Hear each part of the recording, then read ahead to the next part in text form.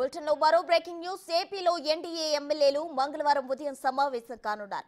కూటమి నేతగా చంద్రబాబును ఎన్నుకోనున్నారు. ఆ తర్వాత రాజ్భవన్ కు వెళ్లి గవర్నర్ కు లేఖ ఇవ్వనున్నారు. ఆయన ఆహ్వానం మేరకు బుధవారం ముఖ్యమంత్రిగా చంద్రబాబు ప్రమాణ స్వీకారం చేస్తారు. ఆ రోజు సాయంత్రం కుటుంబ సభ్యులతో కలిసి తిరుమల వెళ్లనున్నారు చంద్రబాబు నాయుడు.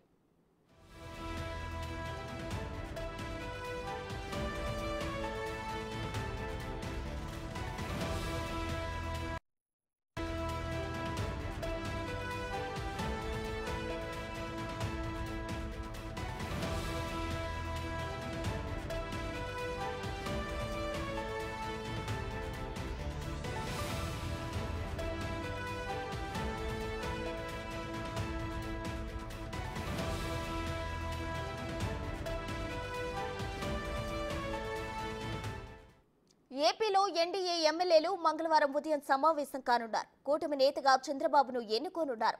ఆ తర్వాత రాజ్భవన్ కు వెళ్లి గవర్నర్ కు లేఖ ఇవ్వనున్నారు. ఆయన ఆహ్వానం మేరకు బుధవారం ముఖ్యమంత్రిగా చంద్రబాబు ప్రమాణ స్వీకారం చేస్తారు. ఆ రోజు సాయంత్రం కుటుంబ సభ్యులతో కలిసి తిరుమల వెళ్లనున్నారు చంద్రబాబు నాయుడు.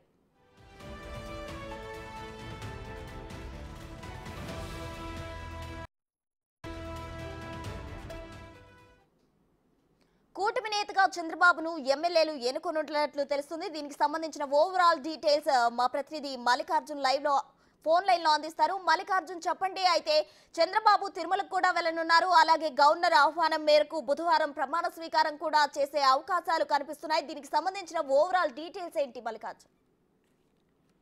ప్రధానంగా చూసుకుంటే కూడా నిన్న జూన్ 4వ తారీఖున కూడా 164 మంది ఎమ్మెల్యేలతో కూడా ఎన్డీఏ గెలుపొందడం జరిగింది. ఈ నేపథ్యంలో కూడా ఎన్డీఏకి సంబంధించిన మిగతా పార్టీలు అంటే మొత్తం 3 పార్టీలు కూడా సమావేశం నిర్వహించుకోబోతా ఉన్నాయి. 12వ తారీఖు చంద్రబాబు నాయుడు కూడా ముఖ్యమంత్రిగా ప్రమాణ స్వీకారం చేయాలని ముహూర్తం కూడా ఫిక్స్ అవడం జరిగింది. ఈ నేపథ్యంలో రేపు ఎన్డీఏకి సంబంధించిన 3 పార్టీకి సంబంధించిన ఎమ్మెల్యేలందరూ సమావేశం కాబోతా ఉన్నారు.